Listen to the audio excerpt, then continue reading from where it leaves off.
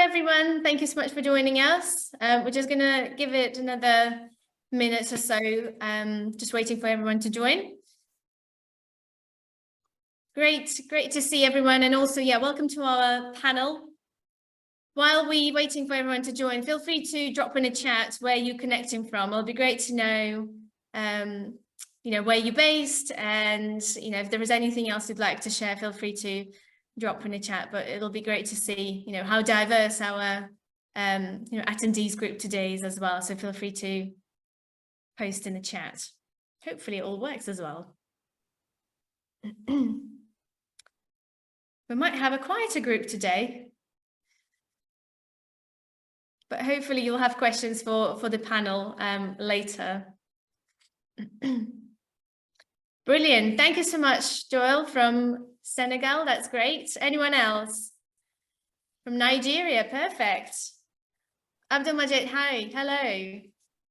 Really nice to see some familiar names here as well. But really welcome to those who haven't spoken to us yet. Sweden, Hong Kong, that's brilliant. We've got, with our panel today as well, we've got Paul joining from Singapore and Frank from Germany, Ben from the UK. So we've got really, diverse panel in terms of locations, but it is a male-dominated panel. So it is, of course, not a representation of the class. It's just what we have today, but we definitely have female attendees in our programs as well. Okay, so I'm gonna kick off now. If you have any comments or anything like that, feel free to post in the chat, but otherwise use Q&A for any questions you may have for me or the panel. So the plan for today is I'll talk about the program very briefly.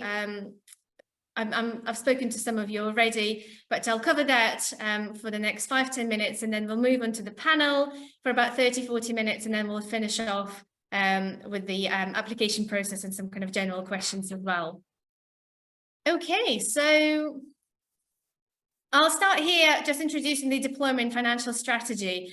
It is the program that equips professionals with the financial and strategic tools and helps sharpen their financial acumen and strategic insights. The diploma is designed for experienced finance and strategy managers, C-suite executives and entrepreneurs, and it is relevant in a diverse range of organizations, from multinationals to startups, and in every sector as well. It could be manufacturing, government, social enterprises, finance, consulting. So it is applicable in any sector. Next slide, please. So some key facts about the program. The Diploma in Financial Strategy is one of the diplomas that we have in our portfolio. And the content is taken from our prestigious Executive MBA. The diploma is a standalone qualification, and it's taught at a master's level. It is a part-time program, and the duration is 1 year. The 4 modules are delivered in Oxford during the 4 days, and it is delivered over 12 months, as I mentioned before. So it is part of the executive education. It is accredited and assessed. And at the end of the program, you'll have a formal graduation ceremony here in Oxford as well. And also, as part of the program, you are affiliated with one of the colleges here in Oxford. And for the Diploma in Financial Strategy, it's Pembroke College. Next slide, please. Okay, so module dates. Module 1, so here you can see the dates for 2023, but the structure is that you start the program on the 18th of January, and then you'll come back in April, July, and September for your in-person modules. In between the modules, you'll be preparing for each module, so you'll be doing reading, looking at case studies, completing some learning activities online, which are usually available about 4 weeks before each module. And also some of the assessments are done online. For example, module 1 and 3 are assessed via a case study based assessment. Module 2, business finance, is an exam based module.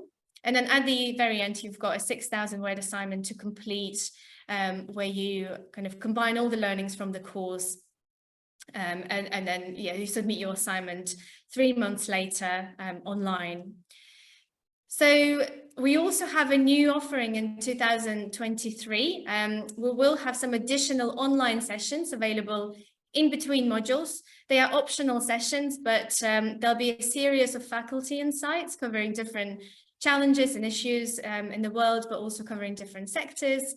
And we are introducing executive impact workshops as well, where our career coaches and kind of industry advisors will deliver some sessions on how to manage your career, how to drive your career visioning, how to build your personal brand, and how to build kind of impactful, interesting stories, and how you can present effectively and interview successfully as well. Next slide, please. So this is just an example of the kind of class breakdown in terms of nationalities and how diverse it is. We can see that the group today on the call is very diverse, and this is what you can expect in your class. So you can expect around 30 different nationalities in your cohort. Currently, the average age is about 39, representation from around 20 sectors, and the female representation on the course is about 34–35%. And we, as you can see, we've got candidates from all over the world representing all continents. So it's a great opportunity to not just learn from the faculty and from the research and academic side of the program, but also from each other. It's a great, diverse pool of people that you meet in each class. Next slide, please. This is just very quickly to give you an idea of people who you might meet on the program.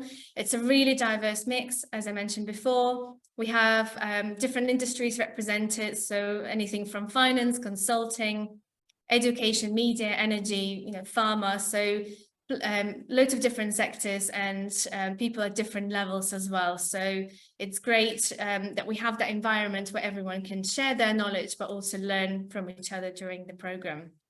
Next slide, please. So just very quickly about your alumni network. So we have 26,000 members in the Oxford Business alumni community, and it is your lifelong benefit. So you become a full member of the Oxford Business Alumni Network that gives you access not just to, say, business school connections, but also wider university. It is a very strong, active global network, and we have representation in over 140 countries. We have over 20 regional chapters, and you can be as involved as you wish after you complete the program. You can participate in chapters, different events, but there is in each chapter, there's a very active group where you can share employment opportunities, business advice, and just find mentors, business partners. So you can get involved as much as you can, as I mentioned before. Next slide, please. And I think we come to the panel now. So very warm welcome to the panel once again. I'm happy to introduce you to Paul Loves, Frank Beckett, and Ben Neville. I hope I pronounced your surname correctly, but if not, I apologize, Paul. So I just want to kind of have a very informal chat with everyone, and it'll be great if you could share your experience on the program. So Frank completed his program a couple of years ago, and Paul and Ben are finishing it this year. So it'll be great to know, kind of about your learnings, about the networks and the benefits, and essentially how the diploma helped, shape your careers as well. And hopefully we'll have more questions from the attendees as well. But I'll kick off with the first question. So it'll be great if each of you can make a quick introduction, what it is you do, and also talk about your motivations for applying for the diploma and essentially choosing to join us here at Oxford. And Frank, I'll start with you. Yeah, thanks again, Marta, for the invitation, for the possibility to talk to potential candidates for the diploma. Frank Beckett, 38 years now. My background is mechanical engineering and business administration. So actually not a finance-focused background, because in my cohort, at least, there were some people a little bit worried, like we were discussing this in the beginning, can I actually do that or not? Yeah, so this should be the first message, I think, for all the listeners. You don't need to have a focus on finance when you do that. And yeah, so after my master's, I started with a traditional family-owned German machinery company, and I'm working there since. I started in the internal consulting department with lean management, the lean management department, and then moved on into a senior role as a commercial manager, directly under the CFO of the company. We have about like 7,000 employees worldwide in various different factories. And we are producing machines for the automotive industry. So for basically all of the big brands, from Rivian and Tesla to Mercedes, and even in China to NIO and Geely and so on. So this is basically my background.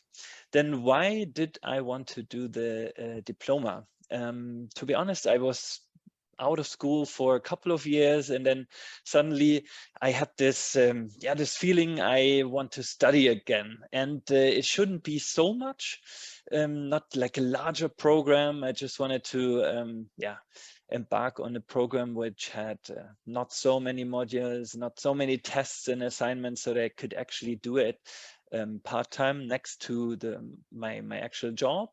And then I was researching a lot on the internet, and suddenly, I found the diploma as an opportunity. And this is when I thought, okay, that sounds really interesting.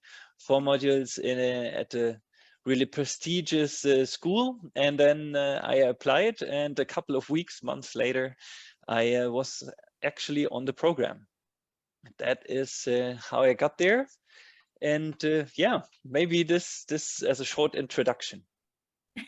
Thank you so much, Frank. It's actually a really good point that you made at the beginning, that not everyone on this program come from a finance background at all.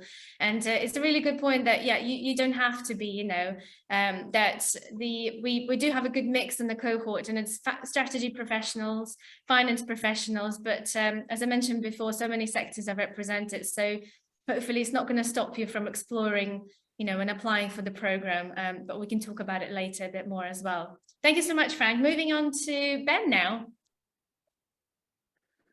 Thanks, Marta. Just checking that I'm not on mute. I'm famous for speaking whilst on mute.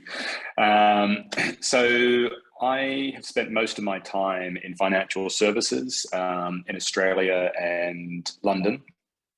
That's been predominantly in investment banks, and more recently I've transitioned to fintechs.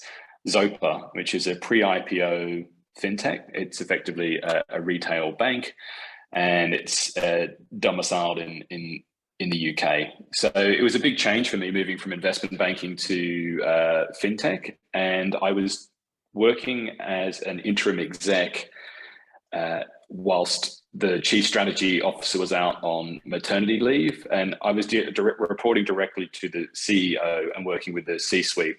And I've got a Bachelor of Economics with honours, and having working with them, I realised that I needed to kind of up my game in understanding the broader picture of the company, the capital structure, how to do an IPO, which is what we were thinking about. And so I endeavoured to tool up, and I did a lot of investigation, and I came out at Oxford Saïd Business School as the best kind of answer to that. The course, as Marta mentioned, is master's level. This, it's a proper course. I didn't want to do a certificate. I wanted to do something where I really felt like I had learned a lot, and just was able to mix it better with the sort of leaders within the firm. And Also too, I'm not going to beat around the bush. Oxford and Saïd Business School are a very prestigious brand, which is already mentioned. So I was very happy to attempt to get that on my LinkedIn profile. So that's how I've sort of arrived at Oxford. And I really have to say that just looking at it, I had the right intention when I came here, but what I didn't realize is how much more valuable the experience is. And I won't go into that just yet. I'll talk about that a little bit later. But very, very happy to be here. Please ask lots of questions. We're very happy to answer them, so don't be shy. Brilliant. Thank you so much, Ben. And last but not least, Paul. Yeah, those are two tough acts to follow. Any chance you could restate the question? What are we? You're looking for motivation or just the background? Both. So yeah, just a quick introduction to what it is you do, you know, your background, but also, yeah, why did you apply for the program in the end? Sure. Well, as everyone can see, it's dark here, so I'm coming to you live from Singapore. So we have Germany, we have UK with some Australia background, and I'm Canadian, but I live in Singapore. So as Marta mentioned, it's a very diverse classroom, so you get to see a lot of different viewpoints. I'm an engineer by trade. I work in energy in LNG, and I was motivated to be part of this program because my emphasis is in renewables. And as we all know, that we need to help facilitate this transition, and a big hurdle to that is making these cost effective. So that was my motivation for being part of the Oxford experience. Similar to what Ben alluded to, my initial motivation was for the intellect and the prestige. What I failed to recognize was the network and the experience that it actually had to offer, which is just gone above and beyond what I really expected would be. And that's it for me for now. Thank you. That's brilliant. Thank you so much. That leads nicely to a question, you know, about networks. So just if you could, you know, share maybe if you joined any communities here in Oxford, or how have you been using your SBS network, whether it's your cohort, of course you're affiliated with the college as well, maybe a wider university community. So if you have any questions on, you know, how you're using these diverse networks, it'll be really helpful to hear that as well. Ben, I'll start with you. Right, so I would say that there's a number of networks. So coming to Saïd Business School, it's full of networks, and that's a great thing because as Paul said, like we're both pleasantly surprised at how awesome that is. They can be anything from the Pembroke affiliation that you get if you decide to do the DIP-FS, which is really cool. You get an access card, you can go on to college grounds. It's got a student bar, which is, I think, subsidized for those of you who like a beverage. Very, very interesting. And then there's all sorts of other amazing communities, I guess, as well. Like very left field, I was having a chat with a PhD student, and there's an Oxford Psychedelic Society, which I just joined recently. Completely left field, but so that's one I've joined. And there's also too, just by being a member of or a student at the business school, there's a whole host of different discussions and talks that are given by industry professionals, politicians, think tanks, as well as professors. Super, super interesting. So I've been spending as much time as I can get looking at and listening to those, just for starters. That's brilliant. Thank you so much, Ben. Paul, I know you've been quite active with your college as well, so maybe you can share kind of your experience of networks at the college and anything else you'd like to add to that. Yeah, absolutely. I mean, I think we're only limited by your imagination as soon as you're part of the program. I mean, Oxford and Ken, who's the director, they welcome you with open arms. And although they're not going to hold your hand, you have access to all the resources that the university has to offer, as Ben alluded to. So it's not just lectures while you're in town, but you have access to Pembroke, then you have access to all the balls and the formals. And you also have access to your local chapter, wherever that may be, whatever city you're in. You know, this one in Singapore, for instance, there's a lecture with Scaramucci coming up in a few days that you get to go to. And you can also join your local rowing club, which is great.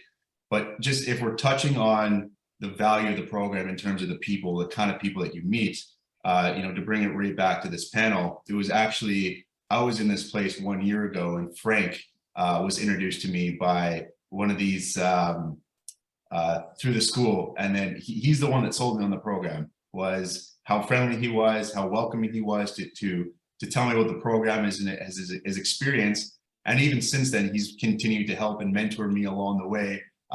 He's in the EMBA, and he's introduced me to a ton of people, a lot of which are in similar industries. And now that I'm collaborating with, on strategy conversations, so as mentioned, I'm in LNG, and Frank introduced me to his friend that's in mergers and acquisitions with Shell. And we have a strategic talk set up, between our executive teams later this week. So the value of the program isn't just in what's taught in the classroom. It is so much more, and it's in what they are building and putting everyone together. So the fact that you've all been invited to this, just it is a testament to the quality of the class that they're trying to put together. Brilliant. Thank you so much, Paul. Yeah, what we hear a lot as well, that you don't just come out of a program with connections, strategic connections, but it's also, you feel like a family. You find friends for life as well, and that expands. It's not just your class, but it's all the other connections that you get through for people that you meet in the program. Frank, do you have anything to answer? Of course, you've been of the program for a bit longer now. You've been an SBS family for a bit longer. So what has your experience been so far?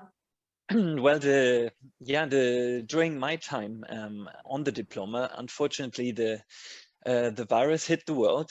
So we only spent 2 terms actually in Oxford.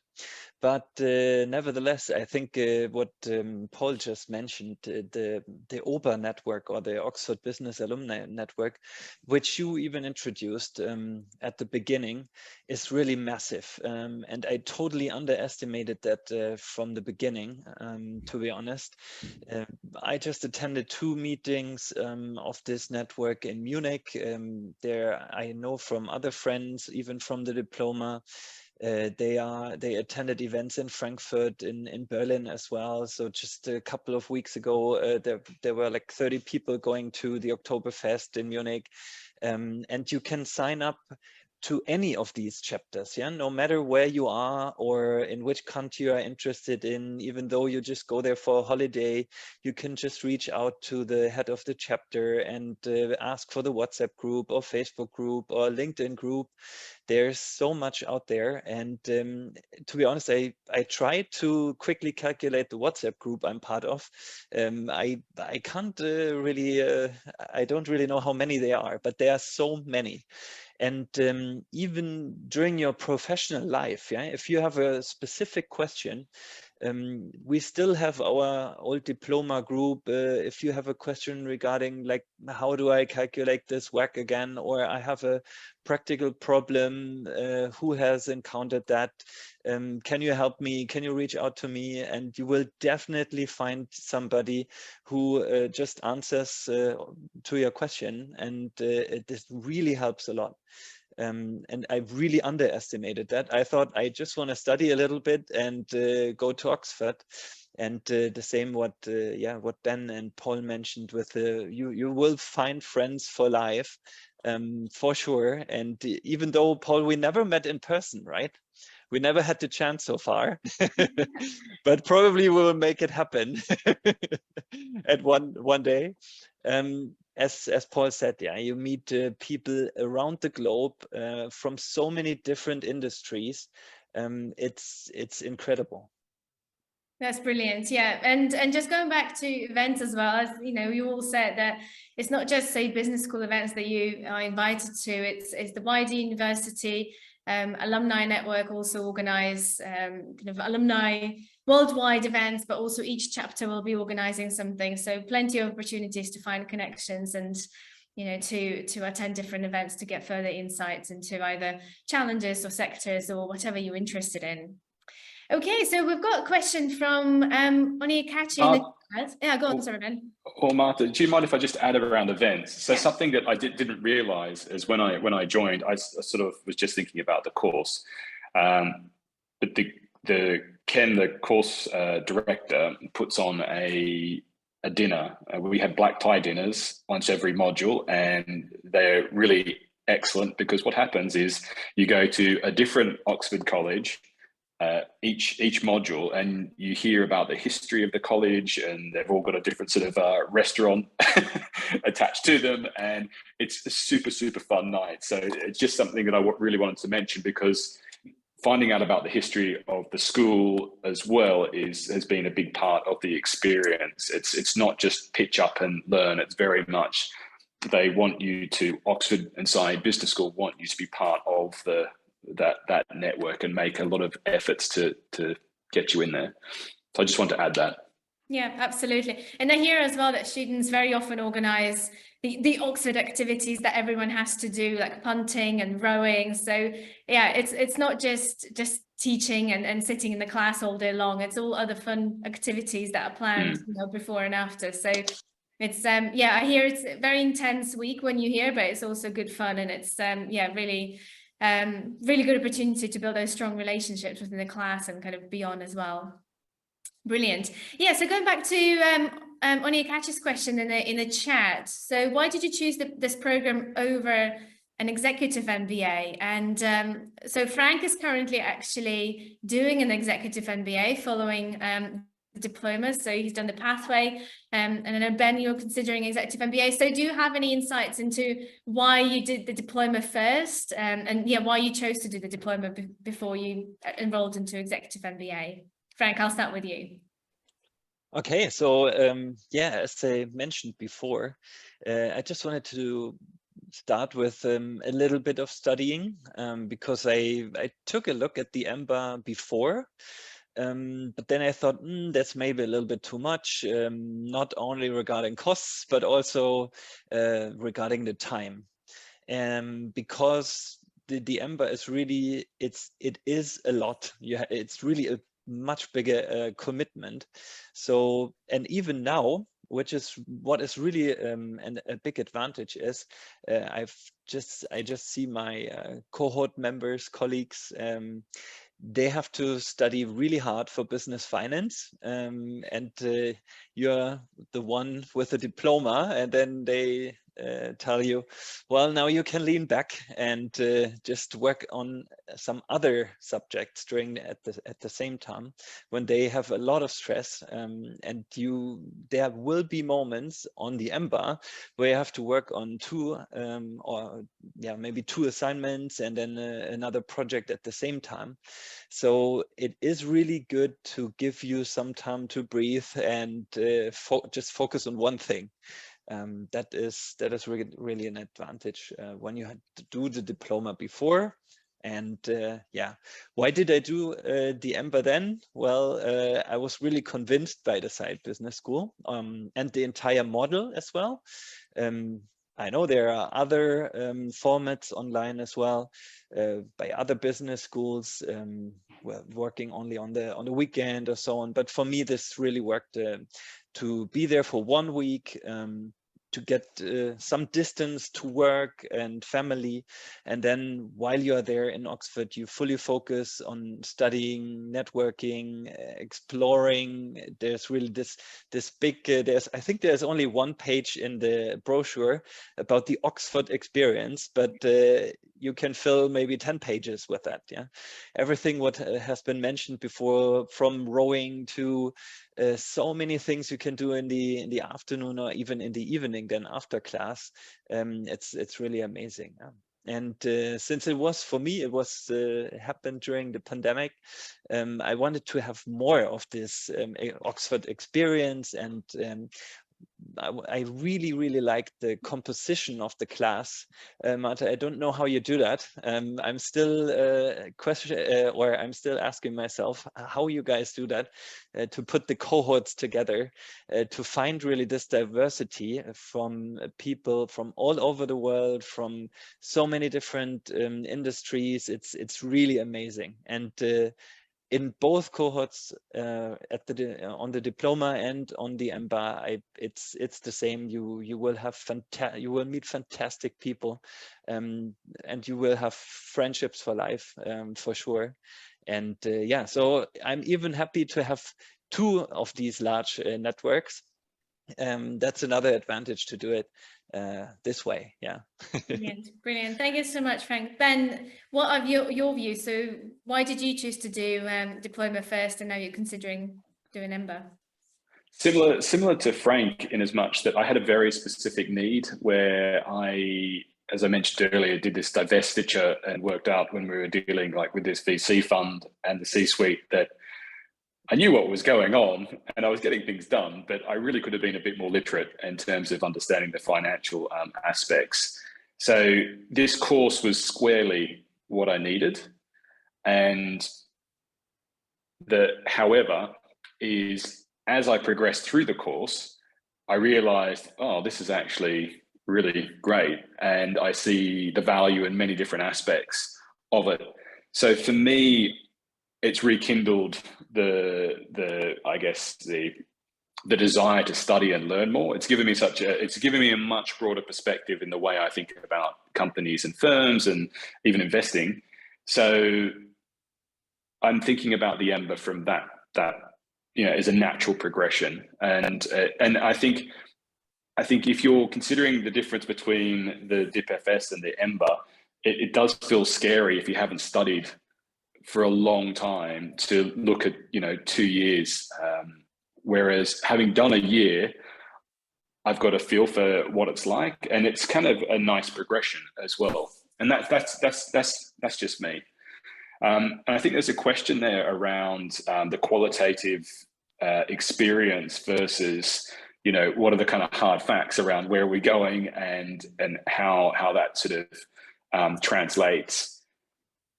Just from my own experience, I think, we're sort of like 9-10 months into the course now.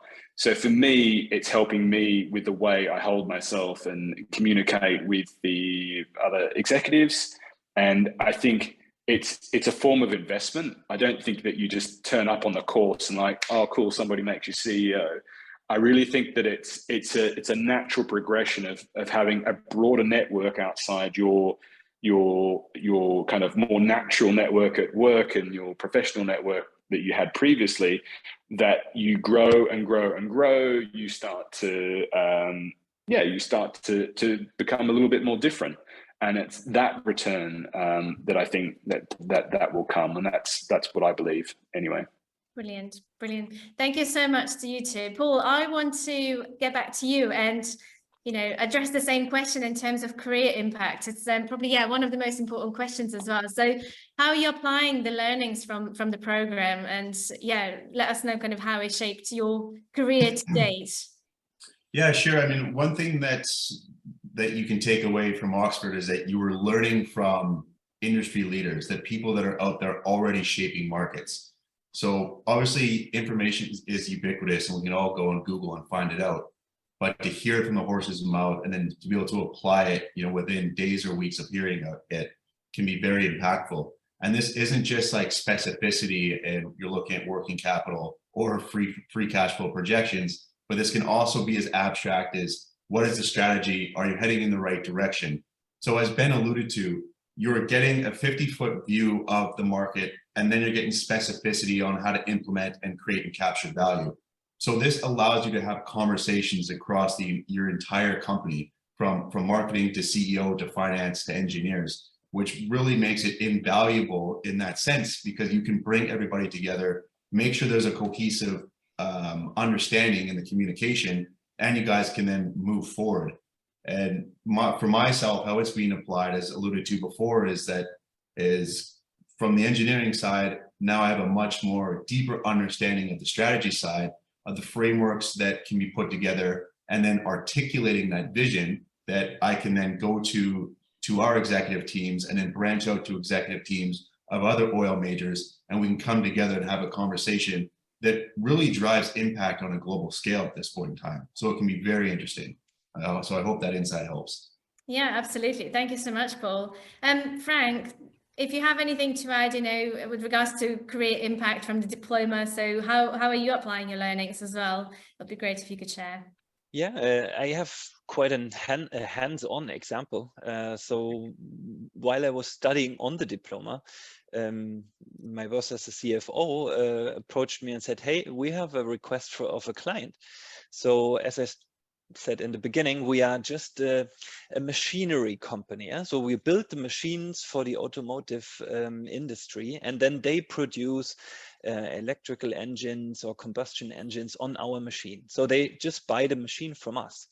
And one client, a rather new one, a new player in the EV or electrical vehicle market, approached us and said, hey, could you imagine to build your own machine and be a tier 1 supplier and sell us the electrical engines just from your machine, right? So you keep the machine and you just sell us the engines. And then nobody really knew how to approach this, right? And then my boss said, hey, you had strategy and you can do the calculations and the finance around it. And so I got that task right away. And we calculated everything. And then, as Paul said, we really had to present it with the entire team in front of the board, and even the company owner used it as a decision. And then we actually did not enter this market, in the end. But that was really a great experience to apply the learnings right away. Brilliant. That's a great example. Thank you so much, Frank. That's great. We've got a question from Deanna in a Q&A, and it is about, well, about the hours that you need to dedicate to studying. So of course we recommend about 5 to 8 hours a week, but maybe you've got some further insights into actually, how it worked for you and how you managed to balance it with other commitments. And another question is, well, something that Frank kind of mentioned briefly earlier with regards to, I'm sorry, I raised my hand. Okay. With regards to, how complex it is for those who come from a non-finance background. So maybe, Paul, I'll come back to you. 2 questions here. So how did you manage to balance it with your work commitments, and, what's kind of your insight into how long it took you, in terms of hours, weeks, or whatever, to prepare for each module and to pass each module essentially? And coming from a non-finance background, how complex was it? Do you have any advice for those who are joining from a non-finance background, and anything that they can do to prepare? Well, now you're putting me on the spot, because I know I probably spent more time than these guys, and they probably got better grades than I did. But nonetheless, it's as Ben kind of went into. He said he didn't want to do a certificate, and as one of the questions says in here, what's the difference between the diploma and the bachelor degree? And as Marta alluded to in the opening, is that this is Oxford master's level courses. These are taken directly from the EMBA. So your time and attention is going to be directly correlated to the quality of your outcome. Now, if you're going in there just saying, I want to pass, then you can probably get by with 6 hours a week. But if you're saying, I want to make the most of it, see how good I can do, and then potentially go on to the EMBA, then you're going to want to put in 8 to 10 hours a week. But my biggest suggestion for that would be set up a great study network around you with people in your class. You can have consistent study calls, and then you're kind of mixing in some socializing with studying. But it definitely helps out to save time, because there'll be problems, as you alluded to. One person I do some studying with, he works for Visa. So when we're going through our business finance, he's going to have greater insight into, working capitals, into accounting, into looking into balance sheets than I may. However, when we go into strategy, I have more insight into that than he does. So you can work with those around you. And then in terms of, can you complete the finance side if you don't have a quantitative background? And these programs aren't set up for you to fail. So have confidence in the fact that you're being accepted, have confidence in being chosen, because no one in there can't complete the course to a high degree. And it's understood that there'll be people in this class that don't have any finance background, but it's being taught in a very clear and concise way that you'll walk away with insights that people that maybe did a bachelor's in finance maybe didn't even pick up as well. So I have complete confidence in anyone that would be able to do that for sure.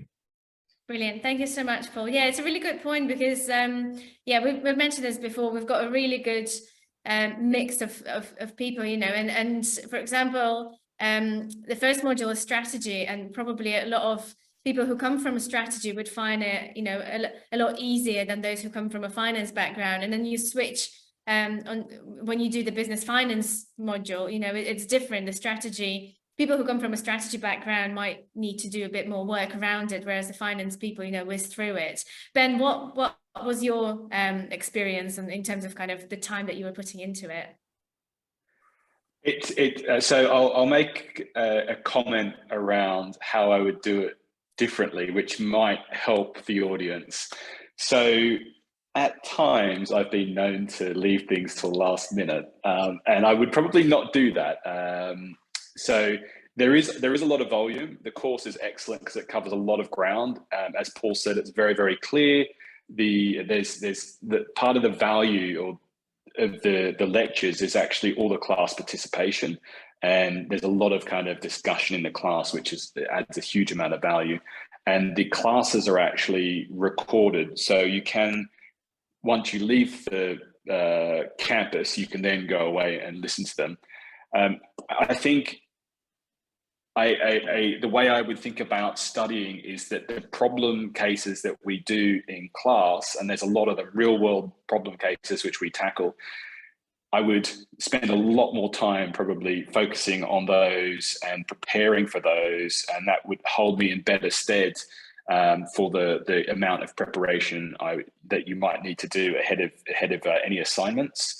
So as Paul said, you can't get away from doing the study, but just really focus on the case studies as well, because it's not just like reading from a book. There's lots of case studies where you break out into groups and you've got to present what you come up with, and it's quite interesting stuff.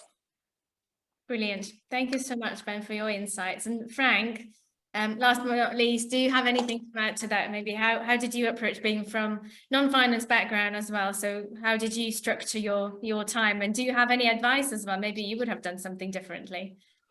I could, I think, echo what Ben and Paul said already. For me, from a personal point of view, my study group was really important to me. I had 2 finance guys on the study group, and every time I didn't get something, they took the time and we discussed it. And even within the entire group, first everybody studied individually, and then we came together and discussed problems, exercises, even real world examples. What is happening currently when the interest rate goes up? How does that affect this in this company, for example? So the study group was really important. As a mechanical engineer, I would say I was okay with numbers, but we even in our study group, we had somebody, he studied psychology, and he was really not familiar with numbers at all and finance at all. He was working for a non-profit organization, and he also made it, and he even wrote the best strategy exam, for example. So there is something for everybody, and as Paul said, you are not alone there. In fact, I think the school also wants you to study together, to network, to get to know new friends. And then the studying comes with it. And as Paul said, I think in our entire cohort, nobody ever failed an exam, I think. And but if you want to get above this grade with it, which is called distinction, so the grading system is 100 points. 50 points is a pass, and from 70 points you get the distinction. Then you really have to work a lot and really read more than is expected, I think. Brilliant. Thank you so much for your advice and insights. I think I've got one last question, and then we can move on to the application process. But it's really, it'd be great if you could describe your experience in 3 words. And if you have any kind of, comments or feedback that you'd like to share with that as well, it'll be great. Paul, I'll start with you. Yeah, good. I don't want it to go after those guys again, so I can get it out of the way and make them sweat.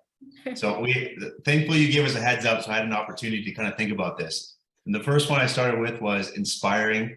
And that's just because of the school, its history, and the architecture. So just like waking up early, going to the rad cam or studying in the boat is just very, you feel part of history and you're very motivated, you know, to work really hard and try to make the school proud for them accepting you to be part of their brand. The other one is opportunistic, and that's not just the people that you meet in the class, but it's all the doors that Oxford will open for you. So the people you can meet, the events you can go to, you're really only limited by your own ambition, because what Oxford is creating and what they're doing with this class is they understand that your success, they can monetize in the future. So they want you to go out there and change the world and make a lot of money and be impactful. So they're going to give you the opportunities to do those things. And the last one is just enlightening. And that's not just learning from the smart people in your class, but you're getting in industry leaders, market makers into the classroom that have been in the boardrooms when Lehman Brothers went out of business, or they're being sued by BlackRock because of their research. Just very inspirational people that are shaping the world around you, that in other universities you just read about or hear about on the news, but these are the people that are actually doing it. Brilliant. Thank you so much, Paul. That's great.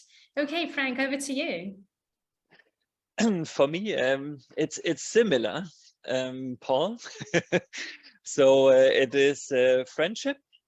That was the first one. Then network, which is really, really big, and knowledge in the end. Yeah, because you talk a lot, but you learn a lot as well. Yeah, those are my three. Brilliant. Thank you so much, Frank. And Ben, over to you now. This is the one I didn't want to get asked because it's too tricky, I've decided. Even though Paul and Frank have been very eloquent and succinct, for me, it just really broadened my perspectives. And so, I mean, the way I think about, if I was to think about it next year, I would remember, you know, studying on the weekend. Oh, I actually being saved by the bell on that question. I actually need to go get something. So I didn't plan this, Marta, I apologize.